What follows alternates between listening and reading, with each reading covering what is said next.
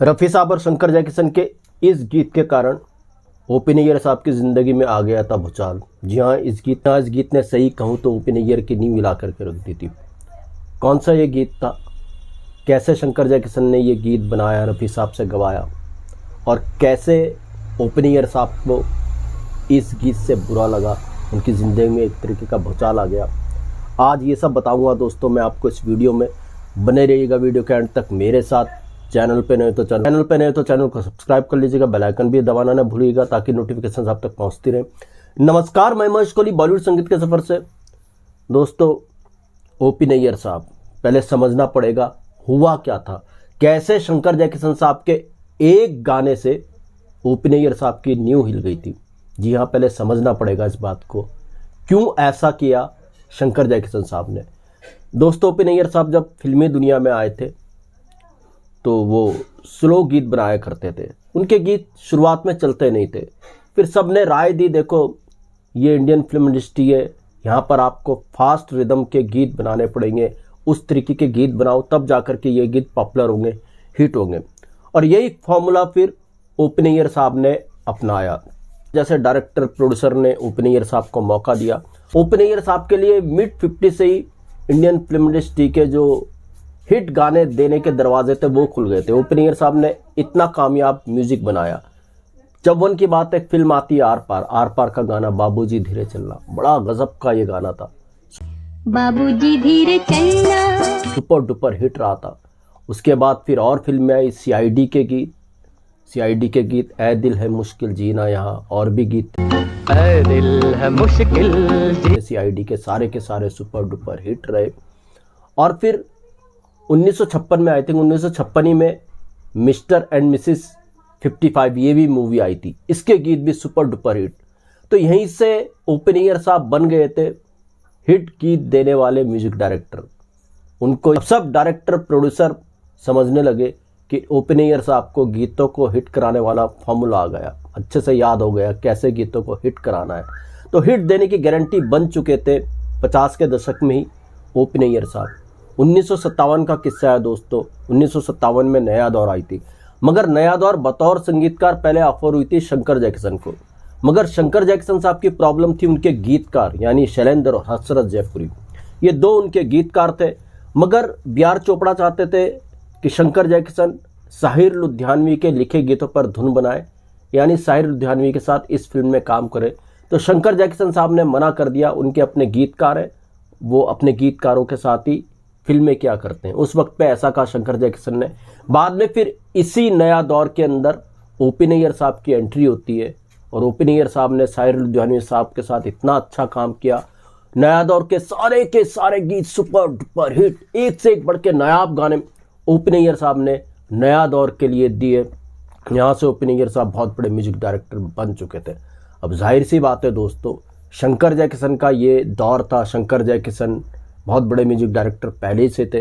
अब ओपी नैयर के आने के बाद से थोड़ा सा एक हलचल जैसी हो जाती है। ओपी नैयर साहब ने किया क्या, एक गलती कहे या उन्होंने हिट जो गाने दिए उनका ये फॉर्मूला था। तो ओपी नैयर साहब के सर पे एक इल्ज़ाम आया 50 के दशक में ही। ओपी नैयर साहब के कुछ गीत जो हिट हुए थे वो गीत लोगों का कहना था ओपी नैयर साहब की ओरिजिनल धुन नहीं थी। जी हाँ, उनमें से एक गीत था बाबूजी धीरे चलना, ये ओपी नैयर साहब ने किसी विदेशी धुन से कॉपी किया था। और दूसरा गीत था ऐ दिल है मुश्किल जीना यहाँ, जो रफ़ी साहब ने गाया था, इसको भी ओपी नैयर साहब ने किसी इंग्लिश गीत से कॉपी किया था।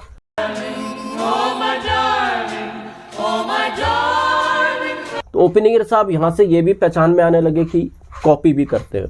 जी हाँ दोस्तों, इसी कड़ी में 1959 में एक फिल्म आती है शंकर जयकिशन के संगीत से सजी हुई। ये फिल्म थी लव मैरिज, जिसमें देवानंद साहब और माला सिन्हा थे। तो शंकर जयकिशन एक गीत बनाते हैं कि जिस गीत को सुनकर के ओपी नैयर साहब को लगा कि ये मेरे ऊपर तंज है। जी हाँ, ये गीत था लव मैरिज का, तीन कनस्तर पीट पीट के गला फाड़ कर चिल्लाना।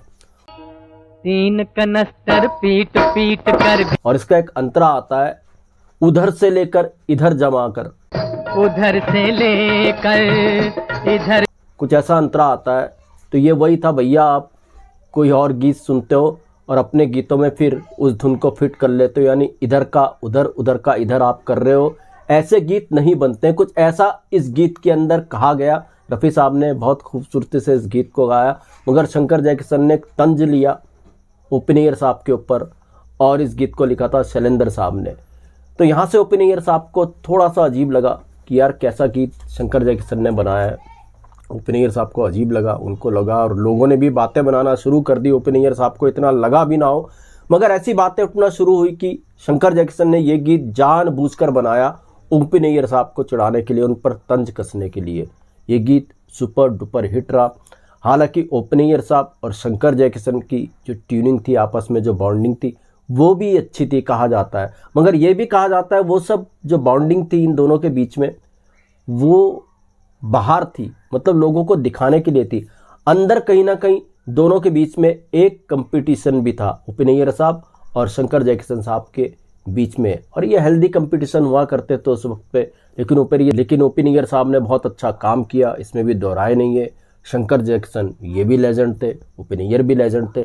दोनों म्यूजिक डायरेक्टर को कंपेयर करना बहुत मुश्किल है। दोनों का अपना अपना अलग काम है, अपना अपना काम करने का तरीका, गाने बनाने का तरीका दोनों का अलग था। ओपन ईयर साहब का स्टाइल तो खैर बाद में अलग तरीके से फेमस हुआ। अगर शंकर जयकिशन 100 म्यूजिशियंस या कई म्यूजिशियंस के साथ काम किया करते थे, तो ओपन ईयर साहब का जो रिदम वाला पैटर्न था वो बिल्कुल हटके था। और ये भी खासियत रही ओपन ईयर साहब ने, कभी लता मंगेशकर इतनी बड़ी सिंगर, उनकी आवाज़ का कभी सहारा ही नहीं लिया।